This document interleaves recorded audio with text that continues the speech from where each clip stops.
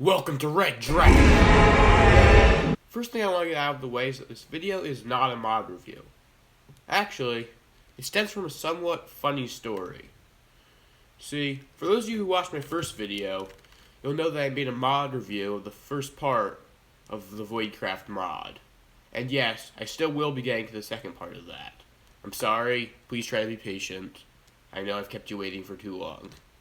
Now, the story behind this, so there's actually a Minecraft SMP server called Voidcraft. And they happened across my channel, probably from searching their own work, and by searching Voidcraft, coming across mine. I don't know for certain. The thing is, they asked me to join their SMP server. However, they wanted me to do a build so they could see what I made of, I guess. So, they gave me a topic of tombs, and here I am. Now, this here is the entrance to, and the start of, the tomb I've created. Now, if you couldn't tell from that story, that means that this whole building thing probably isn't going to be a regular occurrence. However, I greatly enjoyed doing this project, and would be willing to make more builds if that's what you guys want. So, let me know down in the comments below, or leave a like if you enjoyed this video, and if I get enough, I'll make more of these. If you don't enjoy this type of content, then feel free to actually leave a dislike. I want to know what you guys want, so help me out here, one way or another. Now, one last thing before I show off the build.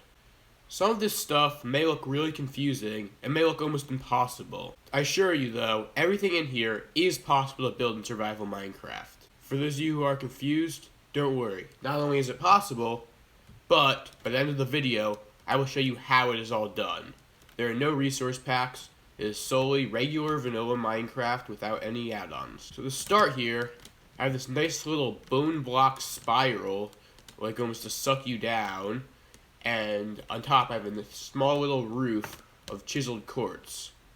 I like the variety that these have, like the slight difference in color I think helps a lot, and I tried to make the roof of this kind of irregular because, well, to be honest, using a big square just looks bad.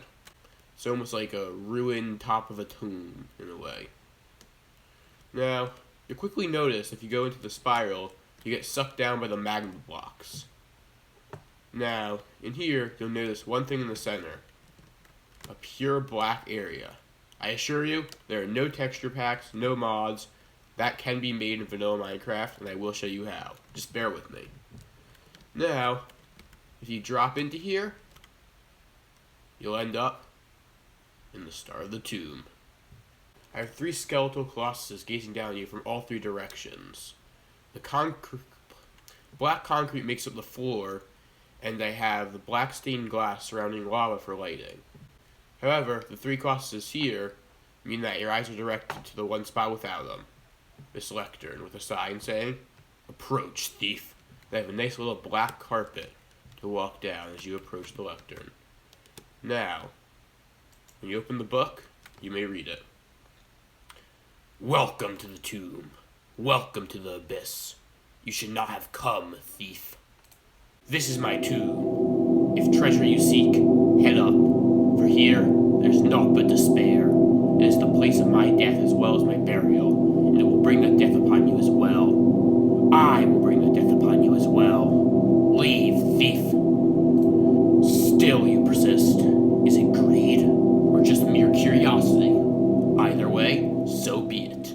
I welcome you. Welcome to the gates. Welcome to the doors of death. Welcome to the place with many entrances and no exits. Welcome to the abyss. Welcome to infinity. And you'll notice there that on that last page, I was dropped down below. And am now in a pure black room with no point of reference whatsoever but the single door. And this door itself even disappears when you go to the sides of it. Now, if you open up this door, you'll be left with an opening that you can walk through. But this will simply carry you into another pure black room. There's nothing to do in this black room but, well, continue walking forward, and eventually, you'll be swept upwards into a new room. Now this is the coffin, sarcophagus, whatever you want to call it, of the one this tomb belongs to. Although it did end up looking a bit more like a crown. Now, you'll notice you're in a pure black room, with only this as a point of reference. And you'll see a sign. No more warnings, thief. And then you approach and... yes, I included a jump scare. And no, I'm not sorry. Now, allow me to explain how each part of this works, although some of you may have figured it out by now. First, we have this little entrance that drags you down with a magma block, which is very simple. This tile, however, may look like an unnatural color, unobtainable in the normal game of Minecraft. However, what it actually is a map, a pure black map with no spaces in between. These show up quite a lot throughout. How I set this so you can drop through it is that the map is actually on top of the item frame that's on top of a fence gate. The fence gate is open, meaning a player can fall through it, but it's still possible to place item frames on it. You're going to see how this is used a lot throughout the build. So if I drop through, I end up in this black room. There, up here, we have another item frame to cover up the area we fell through. And now, along here, my little carpet that is now missing was more item frames with maps. So as you can see, if I have an extended piston arm, I can place an item frame on it, and then place a map here. So now all I need is that when I get to the 4th page, it de-extends that piston arm.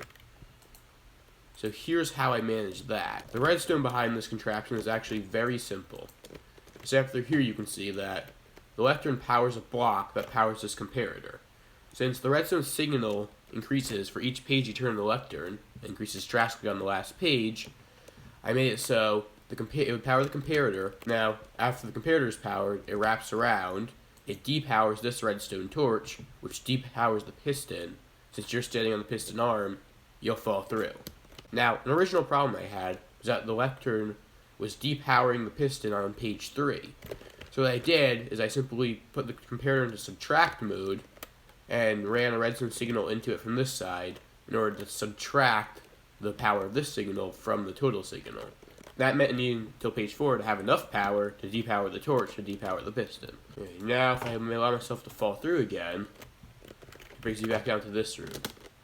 Once more, I used the trick with the fence gates to make this possible where you could fall through, but it would still be covered in black. Now, how this door works is, as you can see, there are item frames holding maps on either side of the door. So if I can pop one of those out, it's simply like that to hide the sides. Now the whole entire room are these maps covering item frames to create a whole void feel. Since these maps don't have any extra markings on them but the pure black, that means that there will be no lines, nothing showing when you hover over it, meaning that you'll have no sense of perspective aside from anything else in the room, like this door. So when you step through here, through these item frames again, you end up in another pure black room. Now if I can pop up a few of these maps, you'll see that at the end of this hallway, I simply do the same trick again. Now you notice here I have another gateway to pass through, but here these item frames are actually placed on this side of the gate, but item frames can be placed underwater, which makes this possible. And to create this water elevator, for those of you who have noticed the pattern by now, it's as you guessed, an item frame with a map on top of soul sand, which, because the item frames are not full of blocks, does not stop the bubbles from getting through. Then, you get carried out through this chute, and you walk through another gateway, and you end up in, once more, this pure black room. Now, how this jump scare works is pretty simple. Now I built this nice little cool coffin of valuables, whatever you want to call it. They have this light-weighted pressure plate that both opens this door and powers the contraption back here. Now, how this works is, when this is stepped on, it powers that dust down there to power that repeater, as you can see, and then it simply wraps the signal around and up through here. And then that goes back around and powers the piston, as you can see. Now with a slime block in front of the piston, as I had before, the slime block will hit the armor stand. In case you haven't figured out, this is an armor stand with a wither skull, and just some colored leather armor, it will hit the armor stand, and the armor stand will be shot forward right into your face. Now, the reason I use sea lanterns underneath my item frames with maps is simply because they provide light through the maps. So though everything looks like a pure black room, the light level is actually pretty high. Right now, the light level is actually at 14, the max amount, meaning that obviously no mobs can spawn, which is something I didn't want to worry about in this build. Do you remember what I said before about this all technically being possible in survival? I mean, it is. But the hardest part is probably getting the map. See, to make a pure black map, you're going to need an almost pure black area. Now, both wool and black concrete work for this. You're going to need a lot of wool and or black concrete blocks, enough to fill an entire map. Then, once you've done so, you take an empty map, and you right-click it. This will get you your pure black map. So as I said, this is possible in survival. You're going to not only need to get a ton of wool or concrete, but I recommend having a black sheep farm if you do want to do this, but you're also going to need to place all of that down. Of course, if you're in creative, it becomes so much easier because you can use the /fill command. How /fill works is you do /fill, then you do the coordinates of one corner of what you want to fill. So if you do tilde, tilde, tilde, which just means my coordinates, and then you do the coordinates of the thing you want, then you do the coordinates of the second corner. So if I do tilde 5, that means 5 away from my x coordinate, 5 away from my y coordinate, and 5 away from my z coordinate. This will make a 5 by 5 cube. Then you simply pick your block that you want to use. And then once you have this command in, or the command you want to use, hit enter, and the command will create a box or a rectangle depending on how you do it. So obviously you can see how this becomes a lot easier with commands. Now, if you want an all blue map, that is so much easier, because all you have to do is find yourself a stretch of ocean and then use the map there. As if an area is all ocean, it'll come out all blue. So that can be a lot less work. However, blue didn't really fit the theme of my build, so I had to use black. Now, one more really cool thing I want to mention is that if you take out the door and its effect entirely, and instead fill everything with the black maps, then you notice that the effect becomes freaky in a way worse way. So I pick up everything. Now, you'll quickly notice I have 0 point of reference whatsoever. I cannot see where I am going. I cannot see where anything is. I am wandering in a pitch black void with no reference points. And then, in that case, you just have to by pure luck find yourself into here. Even once you do crawl through here, you would end up in a pitch black room with no point of reference. Still, you have to find the water area. Now, that had a more creepy feel, but I felt like it was unreasonable to expect that, say, if anyone else was exploring your build, they'd be able to find that hole without the door there. They may just be lost and stuck in the middle of a void blackness forever, unsure what to do. Now, that's about it for the build, but for those of you who want to try to build this yourselves, I'm going to run through some basic troubleshooting to help you out. The first problem you may have is that you're not falling through. If I put this like this, you can see a lot more easily that if I'm standing here, when this retracts, I will not fall through because I am standing on both blocks. That can be the cause of this. If you want the player to fall through on both of these areas, what you're going to want to do is make a double piston extender. That way when this gets powered all the way, it will retract both these spots, and even if you're standing in the middle, the player will still fall through. Now, if your left turn is getting powered too early, then what you're going to want to do is switch the comparator to subtract mode and run the signal from the side into it if it's getting powered a few pages too early or one page too early. However, if you get to the last page and it's still not getting powered, there could be 2 reasons for this. One, the little redstone contraption here could be having issues. Or 2, you could have too strong a force from here. To decrease the force, simply place a redstone torch farther away, or use a weaker signal from some other block. How comparator subtract mode works is it takes the signal coming from here and subtracts the signal coming from the side. So if the torch is like right up here, the signal strength will be really high and it will subtract a really high signal strength. Getting the water is actually one of the trickiest parts because the soul sand will keep swooping you back up. So I recommend placing that last, so I can break the soul sand, because a lot of these are the maneuvering. Now you'll see if I place this and place an item frame, it'll still work. However, to switch that for soul sand, is break this block, then really quickly place in the soul sand, so the item frame does not break. There is a delay on when item frames break, so you have time to break blocks and place new ones. Now, one more troubleshooting bit is the placement of the slime block. See, what I had to do here was I had to break the blocks here, here, up above, and down below. Because if there were blocks here, the slime block would try to drag them, and that would move these blocks with the slime block, which is not what you want. So you're going to want to leave those areas empty. Now, the last bits of troubleshooting pertain to the maps themselves. Sometimes it's difficult to get a pure black map, and there are a few errors that can arise. One is sometimes you'll have a slight crease in the map. This can happen if you have like an overhang corner like I do here. Or it can just happen on its own, and for that you usually have a problem.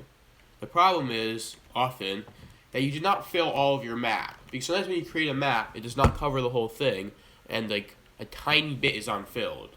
When that happens, you simply need to travel to the corner that isn't fully filled in, and the map will fill itself. This can be such a tiny line, but even having that tiny little line really disrupts the feel of the room. Now, another problem you might have is you might notice that you have a green dot on all your maps. Now, this is kind of upsetting because you don't want a green dot on all your maps because that really disrupts the feel of the room again. However, the reason for this is because you placed a map within that map. Maps show where maps have been placed within them. So you don't want to place any of these maps down. All you have to do is simply break this right here, and the green dot will disappear. One other thing to mention, if you're playing this in creative with commands, do not do /kill_add8. Item frames count as entities. You have been warned. Well, that's all for today. I hope you guys enjoyed this. Let me know if you want to see more videos like this. And also, Voidcraft SMP server, I hope you like this, and hope you accept me onto your server. Thank you, and goodbye. Hi, thanks for watching all the way through to the end. Now, if you have any questions about this build, or about my channel, feel free to leave them in the comments section down below, and I will get back to you. Also, if you could like and or subscribe, it'd really help me out. One final thing, although I mentioned it before. If you guys want to see more of a certain type of video, let me know in the comments on this video or on others. I want to know what you guys want. Help me out there.